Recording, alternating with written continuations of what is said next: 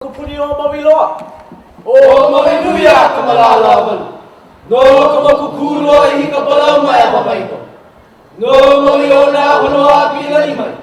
Ame nā kai e ha o aleluia ha o alalaki ki o au a o pailolo no. No ka makua kula mai. O po haku pala ka piro luna a o ke kulo ka mau ame ke kai o ale nā ka pola. He aina I mini ai nā mātani he kiu, he hau, he keho, he nau, he moae a he kona. He aina I mau I naua he naunu, he hukiu kiu, he koko, he minoi, ame nā wai ope o nā lani.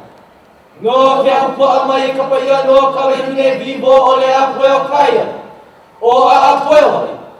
He aina I kauna nei nā apue o kalani, o kiha apia.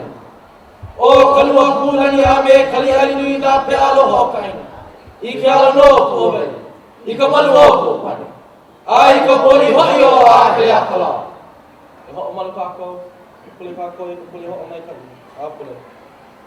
Rau he ana mako kalani. E malu mai nei e kore. E leo haha a he leo ho o mai kani no kani. E malu mai a mako a pale kani. A kukariki a mālama honua a puli. Mai kako, o JR ka'awa po okumu ke kula ki e Maui Kamehameha. We are so happy and humbled to be here today. We're just going to share a little bit about our Papa Ho okele class. This is a partnership that we have with Hui Pa'a Kaunua, Pi'ilani, our double hall canoes, 8 canoe on Maui. Each student here could probably speak extensively about all that they learned and their experience. But we're going to condense it down to 20 minutes. And in addition, what we'll do is one of our students will share an example of how she took, was inspired by Hōkūle Mālama Honua and used that for her research towards her ho'ike or our senior project that all of our students are Maui are required to do. So enjoy it, Maui.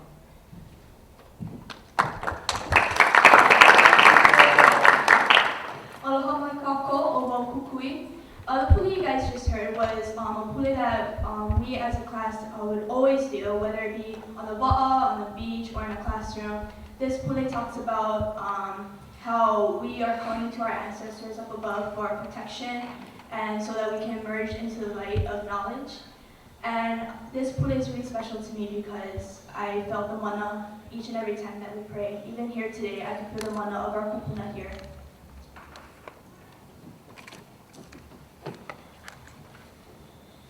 So one of the main things I took away from this program was learning about how Oli and Hōkūle can help us in our everyday lives and how I can internalize it for myself. So personally, I was very active in hula and Oli before I came to this pop-up. However, I gained a better understanding of how to personalize and how to focus myself using Oli and using Hōkūle because we practiced it so much in this class. And we were always told and taught to use our emotions to put forth the meaning of what we're saying and what we're chanting.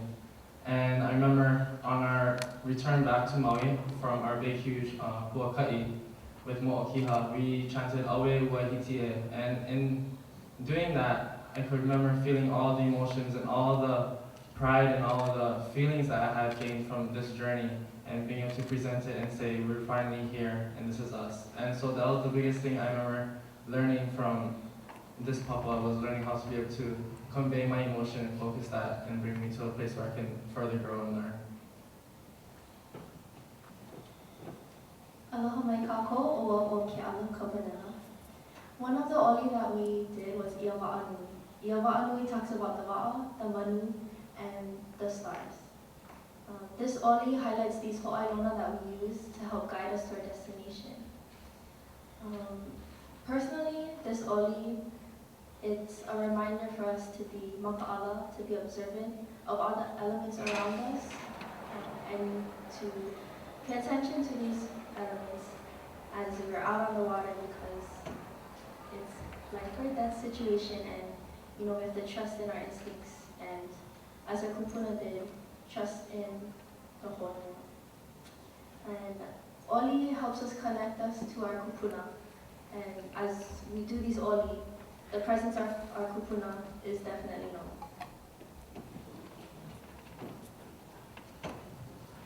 So in preparing for our voyage, we learned a lot of history and a lot of ike about the beginning and start of the Polynesian Voyaging Society. And so in learning about the beginning, I remember we learned about Thor Heyerdahl and this theory that we had drifted here as a people. And I remember learning, or I remember feeling a strong passion and a strong desire to disprove this idea that we weren't a smart race, we weren't a smart lahui, that we were people who got here by chance. And so in learning that, I was able to discover this new passion for myself in voyaging in Hōkūle. And so that was a big deal for me in learning that for myself, just by learning the history of the start of the Polynesian Voyaging Society. And I know that we are growing even more, and as you know, we can all see, we're all here because we all feel the same, we all have the same sort of passion and drive. So learning about the mo'olelo of how the Polynesian Voyaging Society and Hōkūle came to be has really fueled my flame of passion and pride for our lahui. And looking at our mo'oku auhau o ka ohana wa'a, there's more wa'a, but it's not shown. But looking at our mo'oku auhau, it brings a lot of pride and hope for our lahui that our culture is revived and it will continue to revive through our wa'a, through mo'olelo, and through the future generations to come.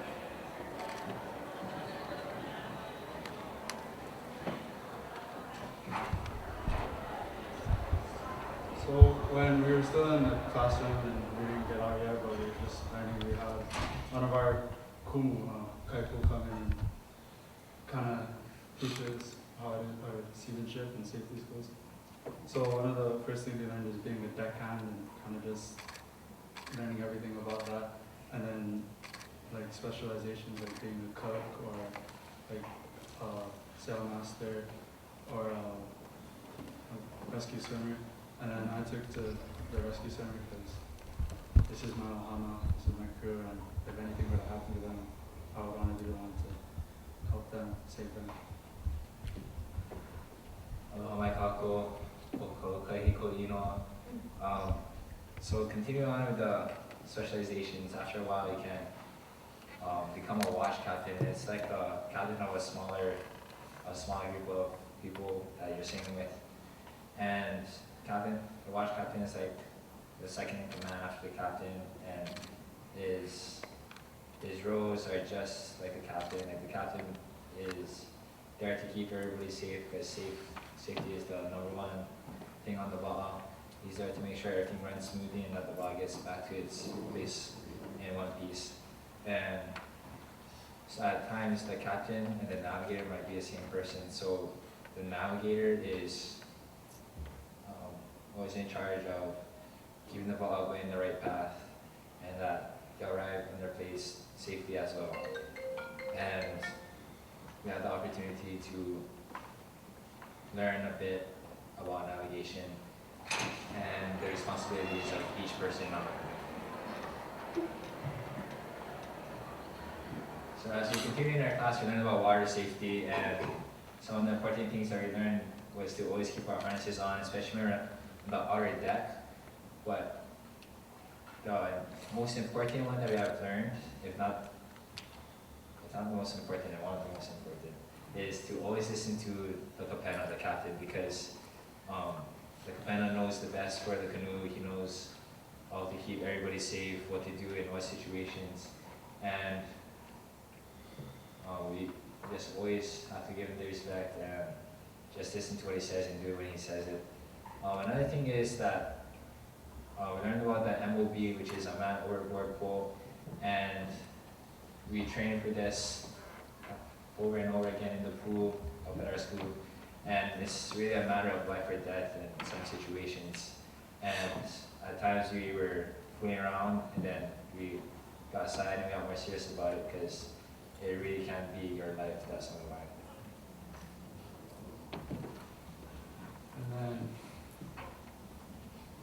continuing with what I said about the deckhand, we got to learn all the parts of the wa'a.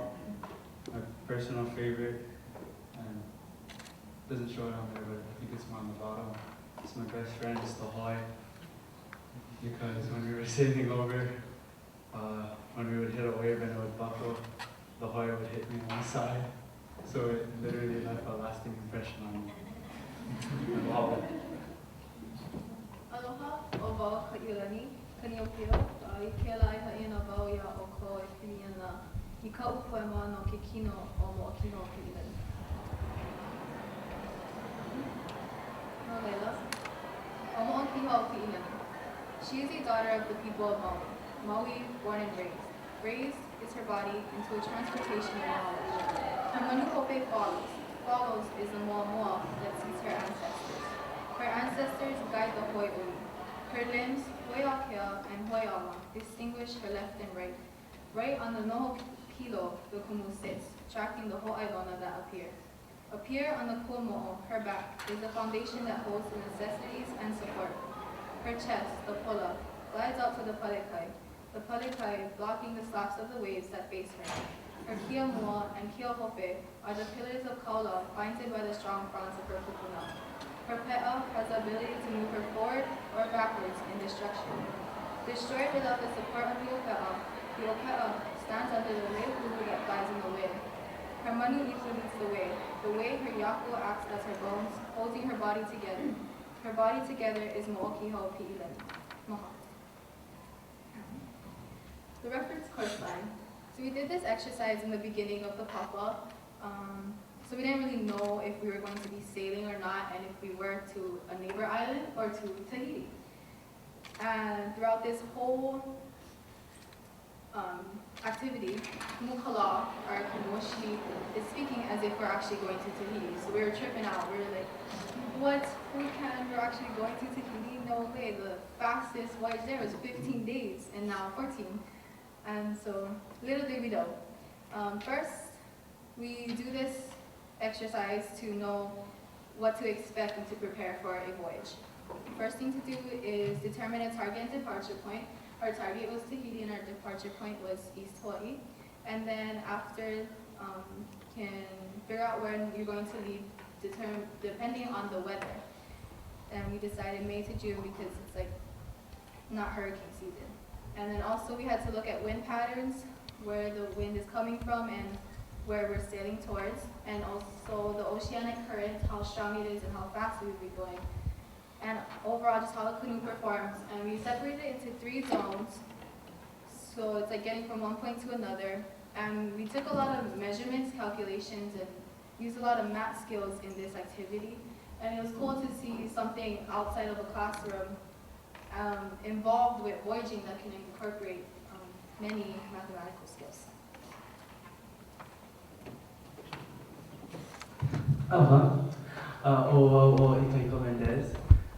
So one of the activities that we did, we were very fortunate to have Anakala Kalapa Babayan come into our class and teach us about the star compass. So he came in and he set up his mat, and we were like, oh my gosh, it's a star compass. And he taught us the points, Hikina, Hamako, Mohana, Akau, and he taught us the different zones within those points. And the path of the stars, and that really touched me because one of the things that I was most interested in was navigating, and that was one of the most important things that a navigator has to know and think about is the star compass. So yeah, and we as Kamehameha schools in Maui can relate to the iwa on top of the star compass because for Kamehameha Kilo Moku, it's about gathering the people and bringing them together, and yeah. And we also learned about the usage of the va'a and how we can use the va'a to navigate and to sail instead of just the stars. So that really opened my eyes because it's not only Hawaiians use their land resources for their land things and their events, but they also use their land resources from the land to help them out on the sea. Yeah. And this was another activity we did right after the Star Compass, which was our hand and body calibrations. And that was cool because we got to measure our bodies and we learned about the different measuring techniques. And it was cool to see how smart our kupuna were and how they use this mathematical skills while not having modern day technology or modern day instruments to help them measure, yeah. So that was really an eye-opener to me because that tells me that we as Hawaiians were smart before, we're smart now, and like we can only get better from here. Ike Hōkūle navigation. We were fortunate enough to spend a night on Maui Pi'ilani at Mālama, the dock, and we used that night to go over our watches. So we're separated into groups, rotated every couple hours to check if everything was alright.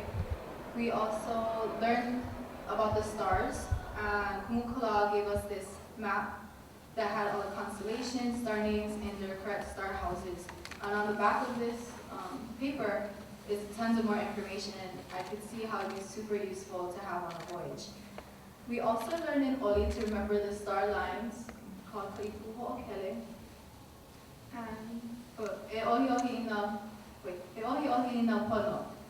He ka, he iwi, he loho, he lupe. Wala ko kuipua ko okele. We also used that night to have a great bonding moment for us for this papa, and we had fun sharing stories, making up stories just to remember the star names and their star houses. And there was tons of po'ailona that night. The sky was beautiful, all the stars were showing, and it was just a moment where you realized that we were there for a reason. And it was cool to look at the stars and see that this is what our kupuna looked at thousands of years ago. And when they looked at it, they did not just see stars in the sky, they saw a map and they saw mo'olelo. And they used that to go forward. And I took that as like, if we could realize that, then it can ignite a spark within the Hawaiian community to be more resourceful and holomua.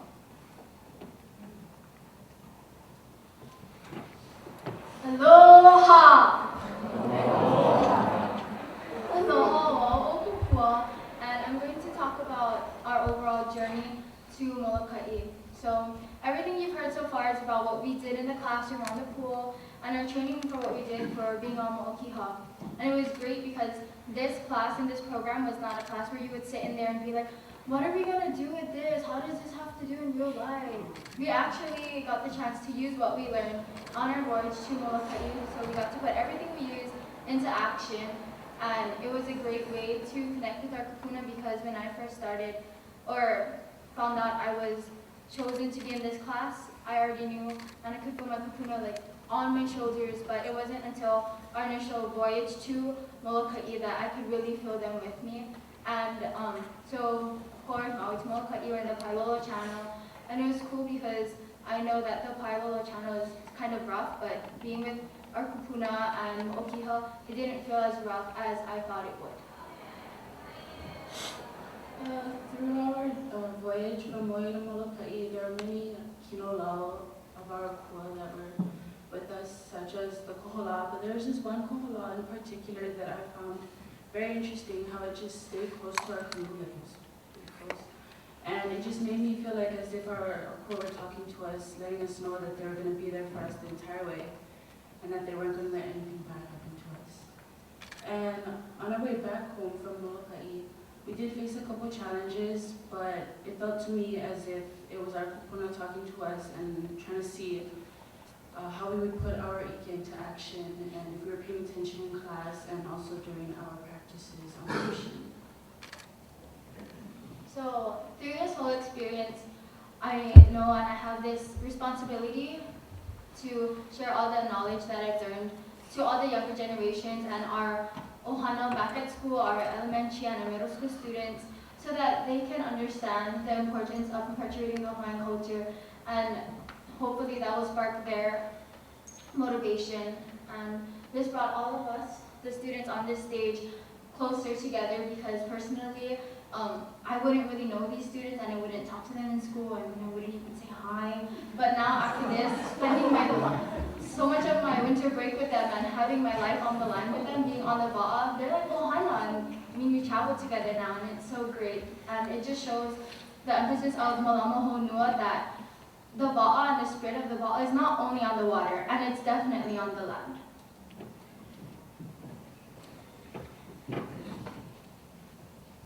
Aloha. So being part of this Papa Ho class, seeing as much time we spent on the ocean, it really opened my eyes to see how vital our ocean resources is to us, not only for our lifestyle, but for our culture. And this is why I decided to do my Hōkūle, my senior project, based on current phenomena that our ocean ecosystems are facing today. So I want you guys to imagine this. Imagine the beautiful reef systems of Hawaii when you go snorkeling, diving, spearfishing, whatever you do. Imagine all of those fishes and abundance of life gone. Just a sea of seaweeds. In a recent assessment conducted by the Worldwide Voyage, they found that almost 90% of the global reef systems are permanently damaged by multiple phenomena, including coral bleaching, ocean acidification, and man-made phenomena such as sedimentation. So I decided that it was time for me to do some more in-depth research about this. It is essential for people to understand the concept of ocean acidification, one of the phenomena in particular, in order to conserve and protect our environment. So ocean acidification is basically a process where it reduces the amount of calcium carbonate, which is used as a foundation for the skeletal structures for coral reef systems. And it all starts by excess atmospheric CO2, which is emitted either by industrial establishments, such as factories, or cars that we drive today. When it hits the seawater, the CO2 and the H2O go into a hydration reaction, and it turns into our carbonic acid, which then dissolves or dissociates into hydrogen ions as well as bicarbonate ions, thus reducing the amount of calcium bicarbonate ions, the ions that the coral reef systems need to construct the skeletal foundation. Besides ocean acidification, I've also looked into many other problems that our oceans have been facing. I was fortunate enough to do some research with DLNR, and they were so graciously, I'm so thankful for them, because they let me research part of their studies that they conducted over the years. So this is one of the issues that our island of Maui has recently faced in the winter of 2005, when a landowner by Honolulu Bay on the west side of Maui decided to bulldoze his land right by the bay. This caused an excess amount of sediment depositing into this bay, and corals have this photosynthesizing organism. Sorry, I don't know how to pronounce the name, but it's harnessed into their tissues. And with this photosynthesizing organism, with photosynthesis, they harness the energy from the sunlight, of course, and then they give that energy to the coral for them to grow. Now, when sediments are deposited into the water, it blocks the sunlight, thus starving the corals. The DLNR has, after the year 2005, they did an analyzing survey, and this was a graph done by Russell Sparks, one of their marine conservationists. And as you can see, after the year 2005, after the event occurred, the benthic coral coverage of Honolulu Bay dropped by almost 10%. It may not seem like a lot, but as you go out there, you'll see way less marine life and way less fish in those years. And in this graph, as you can see, in the year 2015, it's steadily increasing, and they're hoping that as we continue to monitor and analyze our coral reef systems and come up with potential solutions to solve this problem, it will hopefully get back to its normal state. So they also, in regards to monitoring problems that our oceans have been facing, they've also come up with solutions. For the DLNR, they analyzed the biomass of herbivorous fishes in the region of Kahikili. And as you can see, they compared it to other regions of islands throughout the archipelago of Hawaii. And as you can see, it's significantly lower than some other regions. So in the year 2009, they instituted the Kahikili Herbivore Fisheries Management Act, which prohibited the harvesting of these herbivorous fishes. These herbivorous fishes harvest or graze on this macroalgae, which tends to smother and in turn kill the coral reefs. So as you can see, after the act was instituted in 2009, by the end of 2015, surgeon fishes, which is another type of herbivorous fishes, increased by almost 30%. And parrotfishes increased by over 100%. So as you can see, after this act was established, the amount of macroalgae that smothers the coral reefs declined rapidly due to these herbivorous fishes eating them. And the amount of calcium carbonate algae, which is a substrate that coral reefs tend to settle on, it's an ideal substrate for them to construct themselves on as a foundation. It increased by a lot as well. So for my personal project, I worked with Christy Stone, another marine conservationist for DLNR, Department of Land and Natural Resources. And she taught me how to monitor coral reef systems and how the DLNR monitors their coral reef systems. So we went out to a point in Maui Harbor on Maui, and we set up transit lines, and we also took pictures of the certain reef line. And as you can see, there's not a lot of life going on there. And so then we converted this qualitative observation into quantitative observations using a program called PhotoGrid, which allows for ecological analysis of photodigital or photos. And as you can see, the percentage of turf algae was mostly made up out of these coral reef lines. And what turf algae is that it's basically when coral reefs are dead, this type of algae settles on it. So from this presentation, if you guys want to remember anything, I just want you guys to keep this in mind. Pano no kaina, mono no kupoe, scarcest the land, and many other people. Meaning that we people of this Hōkūle, this pa'aina, has to do our part to preserve and protect our land, to conserve our culture, because without our resources, if we let these problems go, and if we don't keep them under moderation, and if we don't monitor them consistently, it will kill our resources before our eyes, and there will be nothing left for our future generation. So I want to thank Christy Stone, Russell Sparks, as well as a couple of my mentors from my internship, who all helped me gain more information in addition to this wonderful experience of being part of Papa Okele. And I want to thank all of you guys here today who took time out of your days to come and listen to us and come and see how you guys can Mālama Honua. Mahalo nui loa.